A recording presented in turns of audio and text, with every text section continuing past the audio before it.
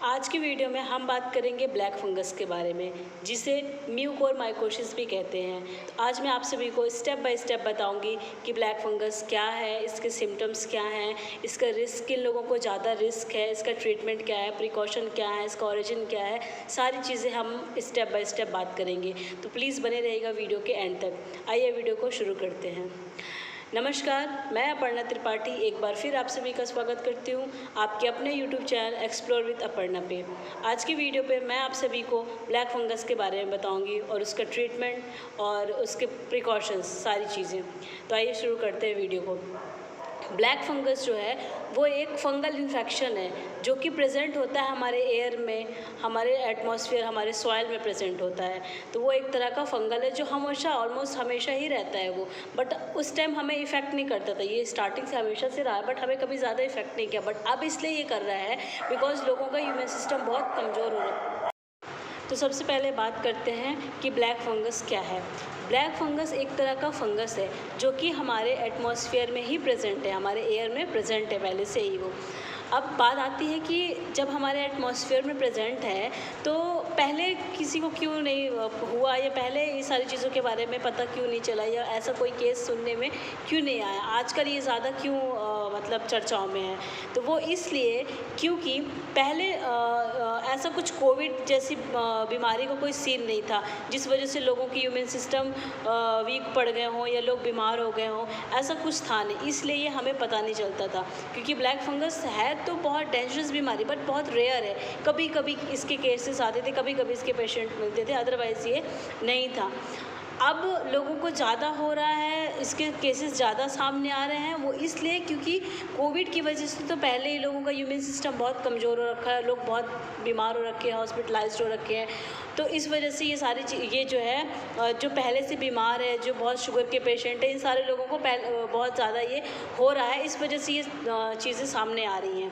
तो अब हम बात करते हैं कि ब्लैक फंगस ओरिजिन, यानी कि ये हमारे एटमॉस्फेयर में, एयर में ही रहता है, सॉइल में रहता है, ठीक है। इसके सिम्टम्स क्या हैं, जैसे अगर किसी को ब्लैक फंगस हो जाए तो हमें कैसे पता चलेगा इसके क्या क्या सिम्टम्स हैं जिससे हम जानें कि ब्लैक फंगस है या नहीं। तो सबसे पहले क्या होगा कि आपके जो फेस का एक साइड है ना, यानी कि एक साइड का एरिया ये स्वेल कर जाएगा, ठीक है। आपकी आंखें फूल जाना, आपका एक साइड का एरिया स्वेल कर जाना, ठीक है। आपके आइज़ और नोज़ के बीच का ये जो एरिया है यहाँ पे ब्लैक स्पॉट का होना, आपके फेस के अंदर यानी मुंह के अंदर जो है गले के पास काले ब्लैक हो जाना, और नोज़ से ब्लीडिंग होना, ब्लैक सा कुछ निकलना, तो ये सारी चीज़ें। चेस्ट पेन होना, फीवर हो जाना, साइनस होना, हमारे सर पे बहुत तेज़ से दर्द होना, और क्या कहते हैं मतलब ये सारे जो सिम्टम्स हैं ये ब्लैक फंगस के, अगर ऐसा कुछ हो, वॉमिट होना, किसी को उल्टी आ रही है, तो ये सारी चीज़ें जो हैं ये सिम्टम्स हैं ब्लैक फंगस के। अगर ऐसा किसी को है तो प्लीज़ आप ज़रूर डॉक्टर से संपर्क कीजिए, अपने आप को ठीक करने की कोशिश कीजिए, ठीक है। उसके बाद अब क्या होता है, मतलब जिसको ये चीज़ें हैं ना उसके थोड़ा सा, क्योंकि साइनस होगा, ब्रेन पे जाएगा, ब्रेन पे इफेक्ट करेगा, इससे क्या होता है लोगों का बिहेवियर भी चेंज होता है, नेचर चेंज होना, लोगों का थोड़ा सा मेंटली अजीब सा बिहेव करने लगते हैं लोग। तो ये सारे सिम्टम्स हैं, अगर ऐसा किसी के साथ हो रहा है, कुछ फील हो रहा है, तो प्लीज़ अपने डॉक्टर से कंसल्ट करिए आप। उसके बाद हम बात करते हैं रिस्क की, यानी कि किन लोगों को इस चीज़ से ब्लैक फंगस से ज़्यादा रिस्क है। तो सबसे पहले आते हैं शुगर के पेशेंट, जिनका हाई लेवल का शुगर जिन्हें हो रखा है, उन लोगों को इससे ज़्यादा खतरा है, तो उन्हें तो पहले अपना शुगर लेवल जो है वो कंट्रोल करना चाहिए। दूसरा, कैंसर के पेशेंट जिन्हें कीमोथेरेपी चल रही है, उन लोगों को। तीसरा, HIV एड्स वाले जो लोग हैं उन लोगों को भी ज़्यादा खतरा है। दूसरा, किसी का किडनी ट्रांसप्लांट हुआ है तो ऐसे लोगों को ये इस चीज़ का ज़्यादा खतरा है। तो उसके बाद हम बात करते हैं कि इसका प्रिकॉशन क्या है, हम इससे कैसे बच सकते हैं। सबसे पहले जो बात, मेन सबसे इम्पॉर्टेंट बात है वो तो यह है कि वैसे भी आपको घर पे रहना ही है, क्योंकि कोविड इतना ज़्यादा है, उससे बचने के लिए भी आप घर पे हो ही, तो इसलिए मोस्ट इम्पॉर्टेंट है कि अपने घर पे रहिए, अच्छे से रहिए, ठीक है।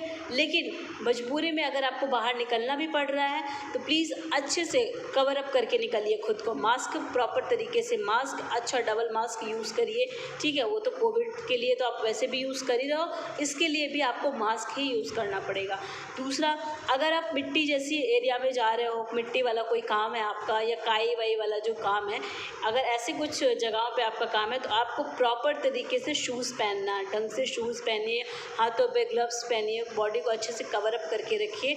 उसके बाद ही आप इस मतलब मिट्टी या खाद वाले ये सारी चीज़ों का आपको कर सकते हैं। तो ये तो हो गया हम इसके सिम्टम्स, प्रिकॉशंस हो गया, रिस्क हो गया, ठीक है। दूसरा ये है कि स्टेरॉयड लेने से बचिए। अब अगर आप ले रहे थे ठीक है, बट अब थोड़ा सा बचिए इस चीज़ से, स्टेरॉयड लेने से खुद को बचाइए, ठीक है। अगर मेरी वीडियो आपको पसंद आई हो तो प्लीज़ लाइक शेयर कमेंट करिए, मेरे चैनल को सब्सक्राइब करिए ताकि मेरी लेटेस्ट वीडियो आप तक पहुंच सके। प्लीज़ अच्छे से रहिए, सुरक्षित रहिए, अपना ध्यान रखिए। Thank you so much, have a nice day.